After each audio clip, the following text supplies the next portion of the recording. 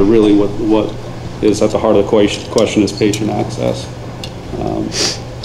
Okay. All right. Let's, next area of emphasis for us is around the issue of advertising. And I'm not sure I saw a definite recommendation here, except to work with Commerce to be sure that we're applying similar standards across all the departments, if I'm We are examining those items that were specifically listed as being interested in prohibiting. So the use of marijuana leaves, the use of flip signs, the use of slang terms, and certain types of clothing, certain instances or things that we're examining right now with the Department of Commerce. Comments, questions from the committee? Just a comment. You know, I think there's research out there in regards to advertising on alcohol and tobacco, and you know, it's our feeling that that advertisement should be obviously toned down to not create more problems in society than we already have. Thank you. Yep. Mm-hmm. Is the plan for the pharmacy board to adjudicate what is appropriate and inappropriate advertising? Both the Department of Commerce and the State Board of Pharmacy have mirrored each other's language, and there's a required approval from both entities for any medical marijuana entity that would be operating within the program, yes. Yep. It would just express concerns again about the ability to handle the kind of volume and the pace at which those approvals could be made. And I don't know what that answer is, but it's definitely going to be a monumental task to undertake all those approvals. So it would be interesting to hear at some point if these rules might include turnaround times or some sort of expectation of what that process is going to be. Other thoughts? Okay.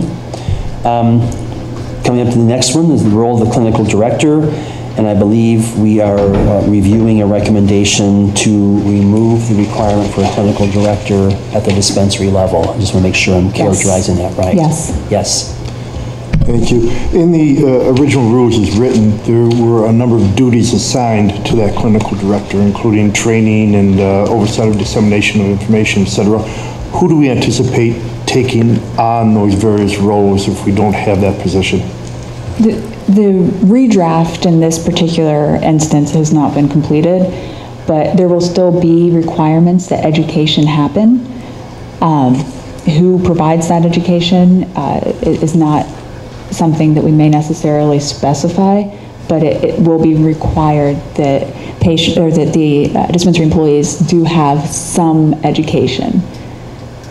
So we'll have essentially the same level of information available, the same level of education, etc. It would just be that role may be taken on by 2 or 3 other employees at the dispensary. Yes, or they may have to contract with somebody to provide that as well. Sure. But there will be oversight of, they'll have to log what training their dispensary employees have received so that we have documentation. Other thoughts? Do you guys at the Board of Pharmacy have any concerns about losing oversight with the loss of a clinical director role? Well, I don't think we lose oversight. I think we lose potentially, depending on how the dispensaries might choose to comply with the requirements, we may lose the, I guess, education level and experience level of who is responsible for carrying that out. But if I understand, the requirements would still be unchanged, so, right? Well, I don't know that we've entirely decided that, but likely we would recommend that the same requirements exist. It's as opposed to a clinical director being held accountable for it. It would be more broadly, I guess, to the licensee or the designated representative. Right. Yeah, and I guess what I'm getting at is still my concern about financial viability with 60 dispensaries. And I think if the requirements are the same, this may make it easier to be financially viable, because I presume a clinical director would be a large expense. Absolutely. Well, certainly, but recall that, well, again, and our recommendation is to remove it, but I just, for a point of clarification, that our recommendation was that a clinical director could serve up to 5 dispensaries. So it was never that each dispensary had to have a full-time permanent employee in that role. Comments or questions from others? Yep. So it seems like the clinical director role was created as at least one opportunity to exert some checks on the quality and uniformity of education. I'm wondering what other checks are there to assure that there is quality education throughout the dispensary system? So there is education for patients and caregivers or for employees? For employees. For employees. So there are requirements in the rule for what the employee has to have been trained in before they can even dispense any marijuana at all. That's going to have to be documented and maintained by the dispensary itself. They're going to have to maintain records of that. We don't anticipate that the topics that the clinical director was responsible for, we don't anticipate taking those out. There just will not be a clinical director responsible for that training. So again, they may have to contract with somebody to be able to provide that training to their employees, but it wouldn't come to a clinical director position. And does the Board of Pharmacy ever see an education, do they see the education plans that are implemented at each dispensary? Yes, that's one of the requirements, yes. So there's a potential scenario then where someone who might have acted as a clinical director for doing this training could be contracted by the dispensaries or more dispensaries, multiple dispensaries, who could then provide the training and also have financial interest in the dispensaries. There wouldn't be any conflict, it would seem, at that point. If he's not mandated to be there, he's just been asked to help. So a clinical director could see that as a motivation, financial motivation to take part and provide training to many dispensaries. Does that make sense? Seems viable. Is there a bad side to that? I went to law school, I could probably think about it. That's the wrong question. I can argue which way you want me to argue.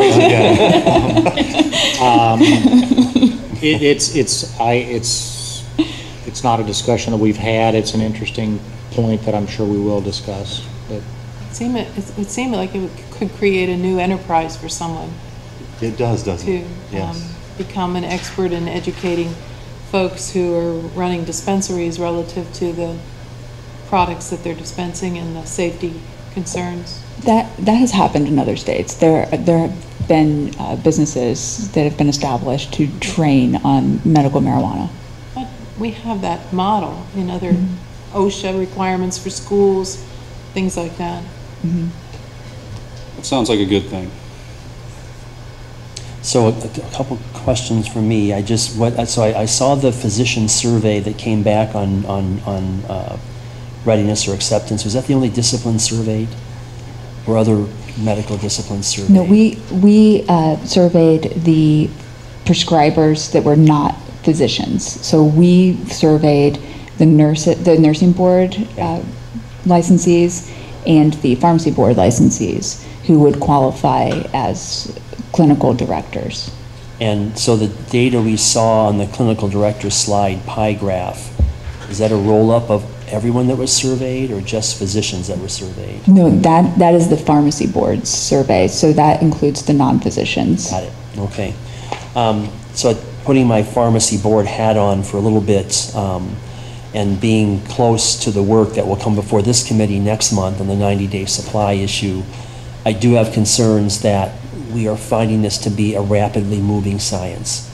And so removing the clinical director role, I understand it from an economic and perhaps even a logistical or tactical perspective.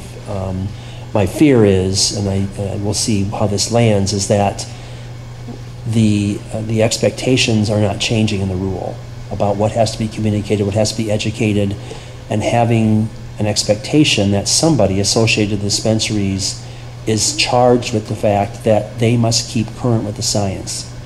So that as it changes, the ability to convert doses is up to speed with the science changing, that the patient education needs, particularly if we do add additional disease states moving forward, that has to be a very dynamic process.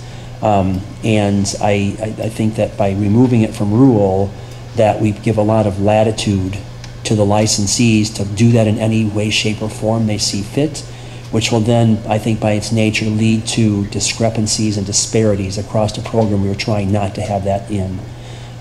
So I don't disagree with the recommendation. I understand all the reasons, but I think that as a sitting board member and as we influence what our regulatory agents are going to be looking for, we'll be continuing to talk about how we're going to assure that there is consistency across 40, 60, or whatever the number of dispensaries are going to be out there, so that our patients are not disadvantaged by information that is not consistent, that is not current with the science, and is just being done to check the box because that's what the rule has to say. So I'll just leave my comment at that. Okay. Other thoughts around the clinical director? And just to follow up on that, I think the experience in other states that do have a clinical director role is that that kind of inconsistency can still exist within that system as well. You know, that if you have one dispensary that is having one dedicated clinical director as another group is splitting one across 11, you can still, and all clinical directors aren't going to be created equal either. So I think to some of that, what really creates that consistency is the rule and not the kind of figurehead position, so that if we have certain mandates to update the education on a certain schedule, or that things have to meet a certain level like we would for dispensary training and the like, we can still accomplish that without having a clinical director. Okay. You good there? Okay. And then the coupon issue. The slide is noted as purchasing options, and that the recommendation from the pharmacy board now is that coupons will be allowed with the restriction being that would be to be beneficial for veterans and indigent patient populations. Comments or questions around that recommendation? Yes, Gary. How do you define indigent? So that is something that we'll discuss in the patient and caregiver rules again, but so stay tuned for this afternoon. Okay. Stay tuned. Okay. Other thoughts, questions? Okay, we'll move on. Hours of operation is the last main area that we're looking at. You can see the recommendation is to move from a 7A to 7P to a 7A to 9P, extending the hours of operation available for 2 hours during the course of the day. Comments or questions on that for Aaron? I'm very appreciative that you made that consideration for people who work 12-hour shifts and happen to be also the caregiver that drives. Thank you. Okay. Thank you. Now, are these mandated rules, like they have to be open, or is it suggested? Minimum. Minimum. No. No, sorry, maximum, sorry. That'd be hard. Yeah, again, So comes it's back to financial viability. 35 hours a week between the hours of 7 a.m. and 9 p.m. Got it. Okay. I apologize. We good there? There was no Yes. specification on the days days of the week though, correct? No specification on days of Sunday the week. hours you could have. And then the final was the general miscellaneous bucket that we kind of worked through. I'm not sure there were any recommendations that came out of that, but in case there were questions on the bullet points you did see as Aaron presented them to you this morning. I know that we've had this discussion, so I don't think it needs to be belabored here, but I think there are concerns about what constitutes a whole day increment and how that process is going to affect the price to patient, and just so that we have at least introduced that into the record once more. I think from a patient access standpoint and its effect on costs, that is a concern, and probably will be addressed more when we get to what a 90-day supply is and what the mechanics are with processor rules and the plant processor license, and there's a lot of moving parts to that, but I just want to make sure that that's flagged again as a concern. Thank you. Thank you. Okay. If nothing else, we'll wrap up this portion of the agenda. Thank you for your comments, reminding the public that as these rules now move to the Common Sense Initiative, there will be additional opportunity for public comment, and we do encourage you to do so as that opportunity arises. Okay, thank you very much. I'm going to take some, yes, Nancy. So the rules will move before we know what your price is going to be? Is that correct? What fee you're going to put on that? And the rules will move before you, or is the number 60? Just a point of information. Yeah. We're recommending 60 right now. The redraft has not happened, and the committee will see A draft before they go to common sense then, so they won't go to common sense yet? Yes, no.